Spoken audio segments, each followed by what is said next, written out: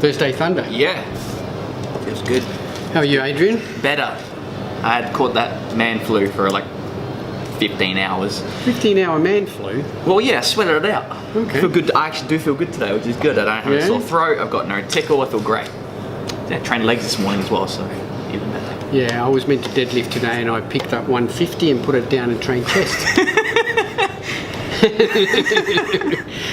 Okay, well that's that. So we moved deadlifts 48 hours and we'll try again later. That's good, okay. But I still trained. I could have gone home. Yeah, you could have. But no, I thought, no, we'll do chest instead. Yeah. So that's what we did. Excellent. Well, we're keeping that. Yes. There we go.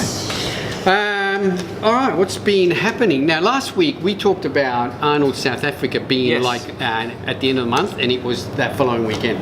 Okay, yeah. But we found the results. Yes. And we found a So after we finished the video, I actually then was surfing the net and realised, oh shit, it's actually tomorrow. Yeah. So the Arnold South Africa was on last weekend, which was pretty well the same lineup as the Arnold Brazil, except for a couple of other new names. But Johnny Jackson came through. He was fourth, wasn't he, in Brazil? I think so, yeah. And Johnny Jackson surprisingly came through and won.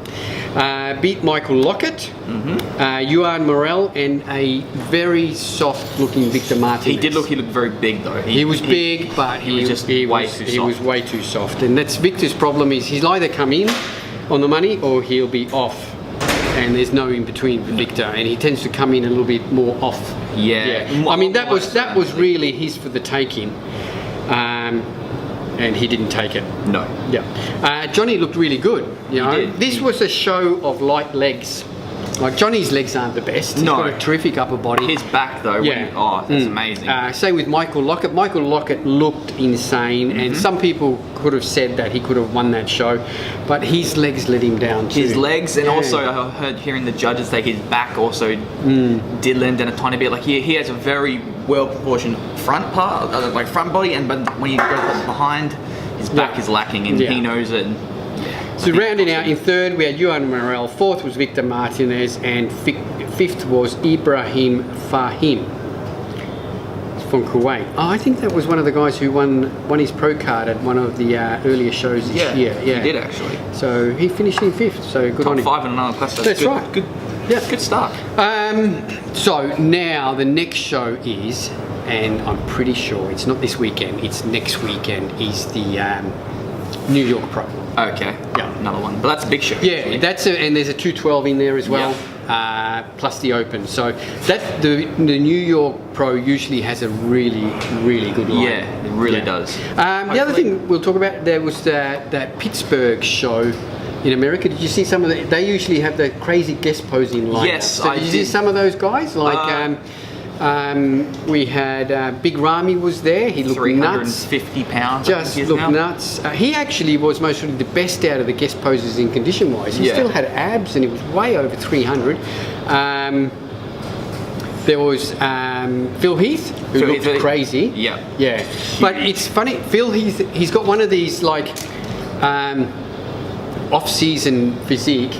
He's not that impressive. No, he just looks like a guy who just lifts incredibly heavy and just eats a lot. He was in good shape, he was big and everything, but really in that lineup it's sort of like, wow, this is Mr. Olympia. It's sort of like when he dials it in, he gets that freaky, grainy condition and separation, and his body comes alive. But it's sort of like when Lee Priest used to do an off season where he just gained 50 pounds and just shredded down, looking incredible. The other one, who's the other big dude with the mo?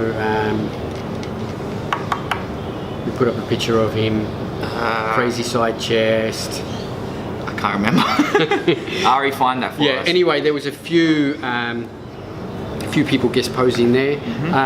But Ramy definitely was the most impressive out of all of them. Just massive. So that'll be interesting. Dexter was there as well. He was. And Dexter looked bigger than Phil when they were standing next to it. Dexter actually looked crazy big. So Dexter's doing nothing except the Olympia. His top 3 qualified him obviously straight for the Olympia. Yeah, well, he should only do one show a year. I mean, he doesn't have to prove himself. Yeah. So it'll be interesting to see how that all pans out. I think the Olympia again will be really good. The other thing Phil Heath did announce at that show was his retirement in 2020. Oh, so he's playing his retirement. That's right. That was his plan. He said that he will not go past 2020. So that will take him to 9 or 10 Olympias. Yeah. Which will give him the record, obviously. So that's obviously he's got to get that record. I think which is 9. Yeah. 9. Because Lee Haney. So I think he's going. It'll take him to 10 if he goes to 2020. Well, good luck to him. Yeah.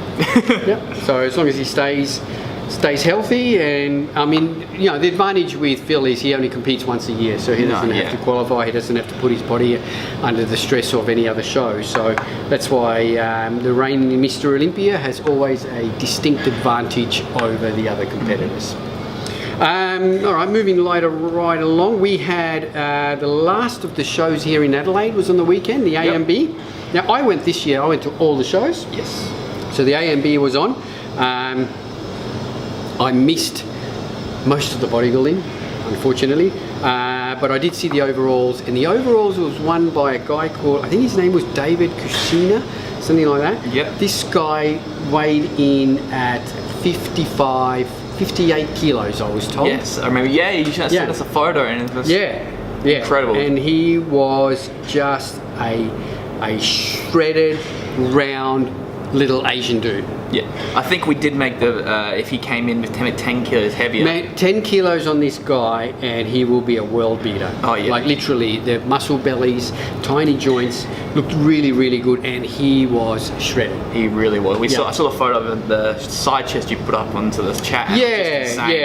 Ari will be able to pull that photo off our chat and just put it up. David looked insane. He looked really good. Katie Goslin won the overall figure, followed that on her overall figure win from the ICN a couple of weeks before that. So Katie's really established herself as one of the top she looked really figure competitors. She looked really good. I mean, the quality of the competitors were good. There was nobody there.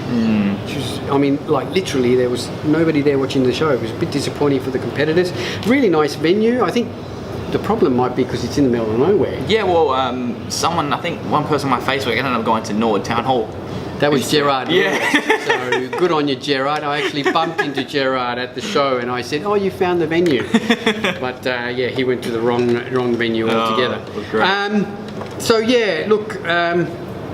That's a wrap of season A. Yeah. So season B commences in September, late August, with all the other federations. I think we've announced our date is September the 10th. So the ICN SA titles is on September the 10th.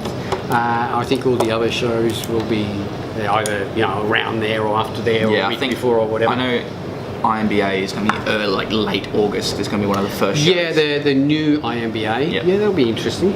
Yeah, they had a show in Brisbane on the weekend. I only heard 32 competitors. Brisbane was interesting last weekend while we talk about that. There was, I think, 4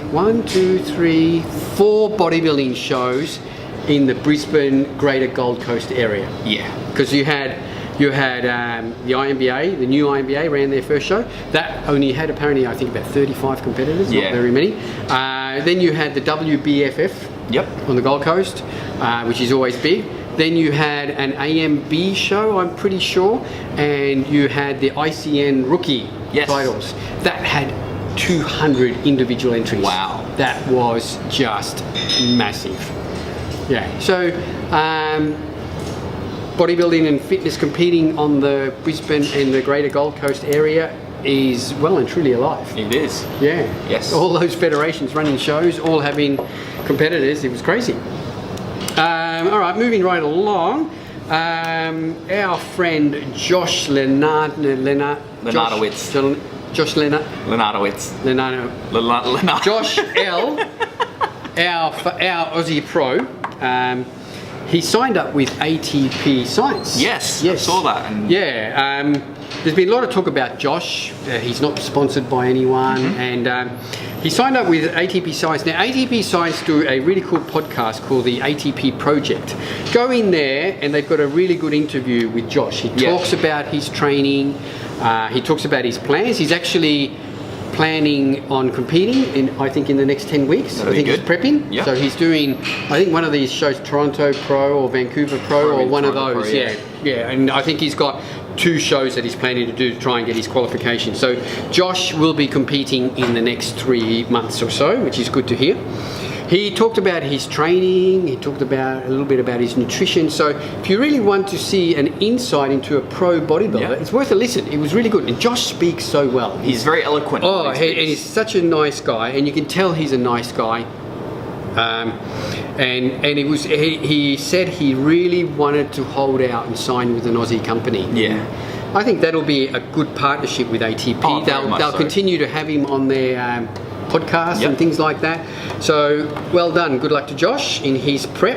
Now, he talked about his training, which was interesting because he works under a program where he says he does I think a 6 to 8 week cycle of training, which starts off with high reps, then there's falls to medium reps, and then low reps. So the poundages increase all the time. He talks about progressive overload. You need to progress, you need to overload and apply that progressive overload to build muscle, and doing it in a high reps, medium rep, low rep cycle. He says it's the perfect way to do it. At the start of the month. Exactly right. And that got me thinking, because it's pretty well exactly the program that I do under Recom. So mine are a 4-week program. So in week 1, pretty well everything is high reps, and we're talking.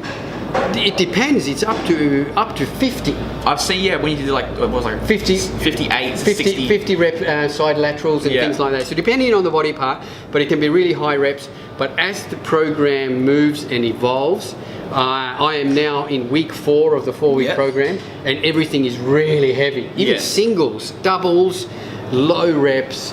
And what happens is this last week, that's when I start hitting PBs. So you're hitting a PB because you're testing your strength on most of your core exercises. And then the next cycle is based on those previous personal bests. That's right. Then the next program is based on that, and it'll start with higher reps, but the weights will be a little bit higher, but you're starting to aim for the higher reps as well. So he actually said that don't just stick into a program and do the same thing, or the same rep range, even for like 6 weeks, I'll do high reps. No, he goes in that 6-week program, incorporate high reps for 2 weeks, medium reps for 2 weeks, and then low reps for 2 weeks. Makes sense. I mean, it's progressive overload. Let's just touch a little bit on artificial sweetness. Because I just see this all the time, and I get people coming into the shops and say, I don't want I want a natural protein powder. What most people's perception of a natural protein powder, I imagine, is that they don't want any artificial sweetness. Because these cause brain cancer and everything. Now, I did a big search on artificial sweetness, and I could find no evidence that it causes brain cancer. No.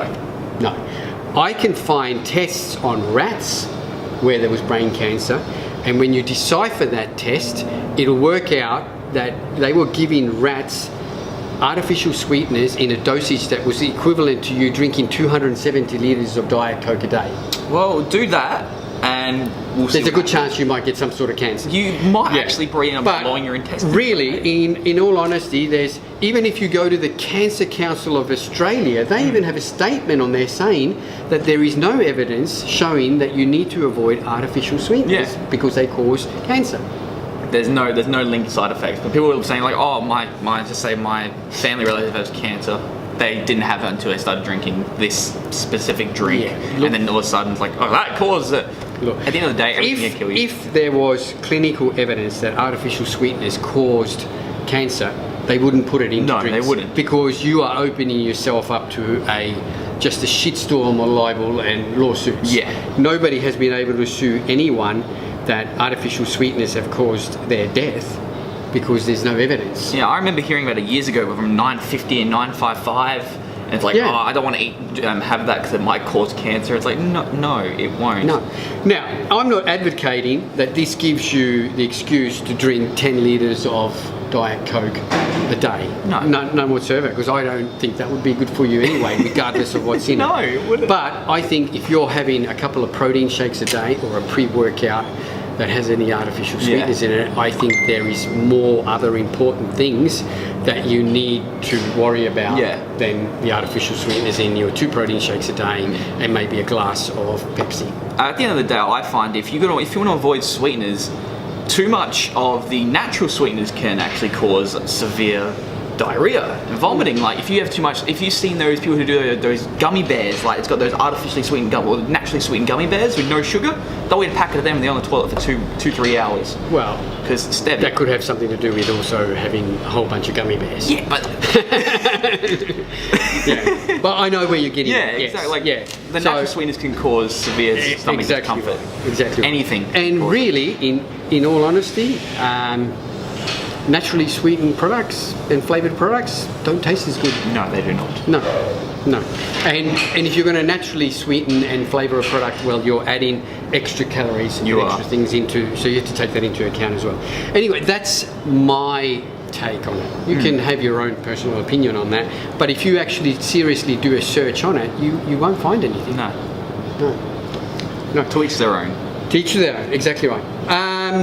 Let's just wrap it up. There's a good quote I saw on Facebook the other day, and it was somebody put up a quote. Well, it was Damon Hayhoe. Yeah. He put up a quote and he says, "If you think dieting is the hard part, then you're not training hard."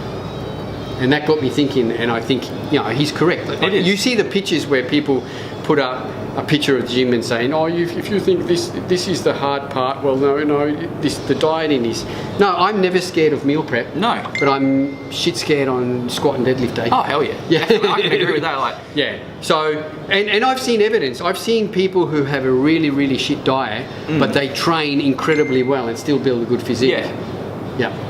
But I think if you do it the other way, if you have your diet is spot on and you go into the gym and train shit, I don't think you're going to build any muscle. You're not. No. Because at the end of the day, if you're eating food, you want it to taste good. You want to like it. If you're not doing that, you're setting yourself up for failure. So look at your training. If you're not getting your results, it's not because you're not eating enough protein or anything. It's because you're most probably not putting the work in the gym here. So get in there, bust your ass, track your training, which we just keep on about every single podcast. Track your training so that you can make progress and apply that overload to the muscles. All right, I think that's it. That's it. We've talked a lot. Don't forget, we've got a daily special running every day, so check out our Facebook page, our Instagram. There's a daily special on there. Check out our also our website for our monthly, weekly specials. We've got all sorts of specials happening. Don't forget, free delivery. Australia-wide, online. That's it.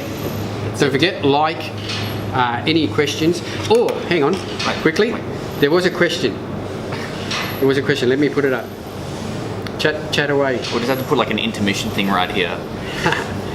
One of those. I'm going to talk about something random. Someone added a question because we did a live broadcast a couple of days ago. We will start doing those live broadcasts every couple of days. Actually, it was actually quite popular. It was, but somebody else asked the question. Here we go. Yes, Brett. G'day, Brett. I know Brett. Brett's in Queensland. He used to be an Adelaide guy. Okay. Competed a couple of times.